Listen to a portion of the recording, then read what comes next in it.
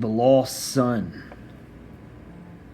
Years ago, when I was a little boy, I went to visit my grandfather in the nursing home with my parents.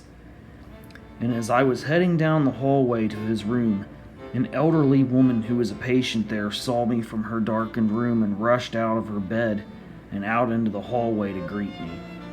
And with a psychotic grin on her face, she said, "It's so great to see you again, my son," and proceeded to chase me down the hallway trying to hug me, asking me where I had been and telling me repeatedly how glad she was that I was there.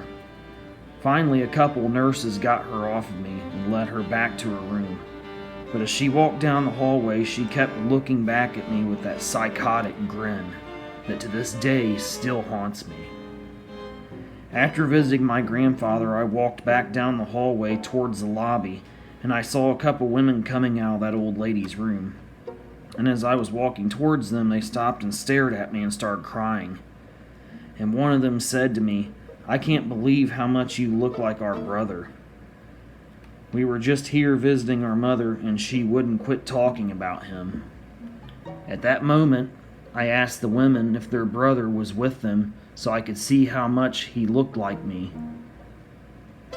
But they started crying harder, and one of them pulled out an older picture of him and told me that he had been killed in Vietnam in 1968.